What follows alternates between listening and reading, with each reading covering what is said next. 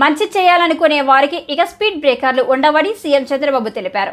గుంటూరు జిల్లా హరికృష్ణ గోకుల్ క్షేత్రంలో నిర్వహించిన అనంత శేష స్థాపన కార్యక్రమంలో ఆయన పాల్గొన్నారు. వెంకటేశ్వర ఆలయ నిర్మాణంలో భాగంగా ఇక్కడ అనంత శేష స్థాపన చేశారు.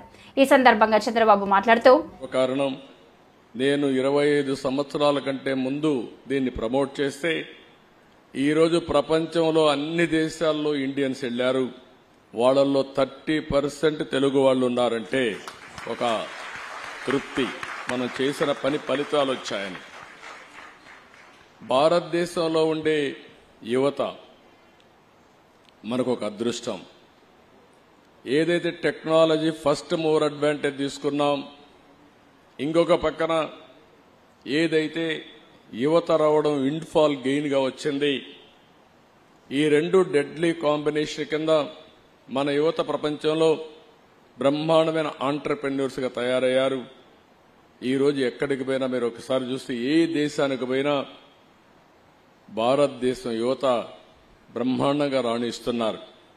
అంటే మనం ఎక్కడ ఎత్తుక్కోవాల్సిన పని లేదు. ఏ సిటీకి పోయినా పాష్ లొకాలిటీకి పోయి ఇక్కడ ఇండియన్స్ ఉన్నారా అని చూసుకుంటే అక్కడ మన వాళ్లే ఉంటారు. రెండోది, ఆ కాలనీలో తెలుగు మాట్లాడే వాళ్ళు చూస్తే 30% తెలుగు వారే ఉండడం తెలుగు జాతికి కూడా గర్వ కారణం అని చెప్పి కూడా నేను మీకు తెలియజేస్తున్నా. అలాంటి టెక్నాలజీని ఇక్కడ మీరు చూస్తే హరికృష్ణ గోకుల్ క్షేత్రంలో మొత్తం వర్చువల్ రియాలిటీ విఆర్ కానీ, ఇంకో పక్క లేబర్ టెక్నాలజీ కానీ, అంటే ఎప్పుడైనా సరే ప్రపంచంలో మనం గుర్తుపెట్టుకోవాల్సింది టెక్నాలజీ డెవలప్ అయినప్పుడు టెక్నాలజీ కూడా మనం అడాప్ట్ చేసుకుంటే మోడర్నైజేషన్ ముందుకు పోతే దానివల్ల మనుగడ సాధించడం ఈజీ అవుతుంది, సస్టైనబిలిటీ ఈజీగా ఉంటుందని చెప్పి కూడా నేను మీకు తెలియజేస్తున్నా. నేను ఎప్పుడు వెంకటేశ్వర స్వామి మా ఇంటి కులదైవం. మా ఇంట్లో నుంచి నేరుగా చూస్తే మంగాపురం సైడు గోపురం అక్కడంతా కూడా 3 నామాలు కనబడుస్తూనే ఉంటాయి. ఇంట్లో నుంచి పైన ఎక్కి చూస్తే తిరుమలలో ఉండే 3 నామాలు ఇంటి దగ్గర నుంచి చూసే అవకాశం వస్తుంది. నేను నమ్మిన దేవుడు, నమ్ముతున్న దేవుడు, నేను ప్రార్థించే దేవుడు వెంకటేశ్వర స్వామి అని చెప్పి కూడా నేను మీకు తెలియజేస్తున్నా. ప్రతిరోజు ఒక 2 నిమిషాలే నేను ఒకటే కోరుకుంటాను, దండం పెట్టుకొని 1 నిమిషం ప్రార్థన చేసి,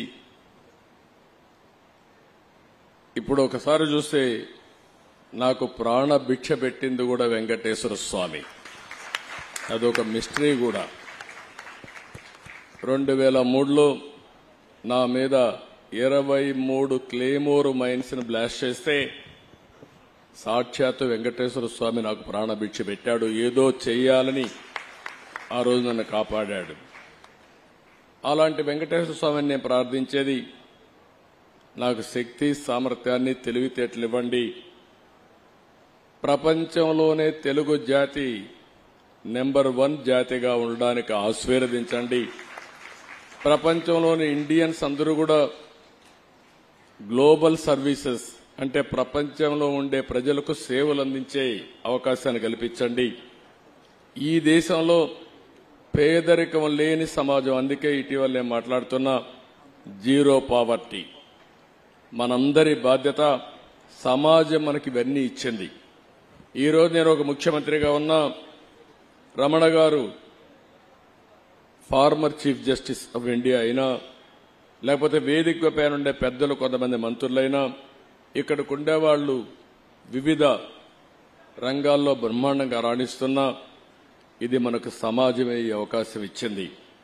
అలాంటి సమాజంలో పేదరికాన్ని, అందుకే నేను ఒక స్లోగన్ తీసుకున్నా, zero poverty nation, zero poverty state, zero poverty village. మనందరి బాధ్యత కావాలి. సంపద కొంతమందికి పరిమితమై పేదవాళ్లు పేదరికంలో మగ్గుతా ఉంటే అది మంచిది కాదు. ఈ విషయం మనం గుర్తుపెట్టుకోవాల్సిన అవసరం ఉంది.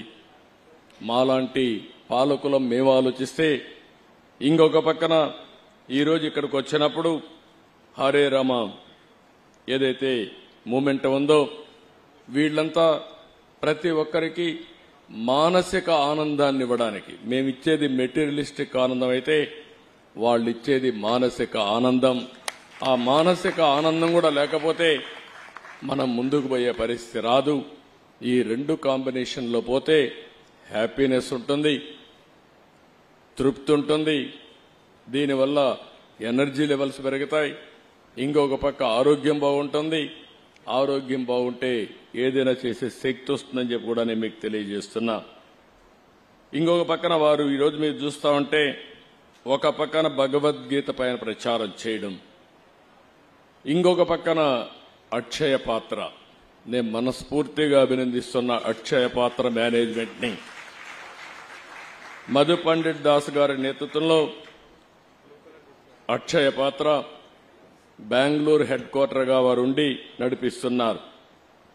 ఆ రోజు శ్రీకృష్ణుడు ఆలయం ఉన్న 10 కిలోమీటర్లో ఎవరు కూడా ఆకలితో బాధపడకూడదనే ఆలోచనతో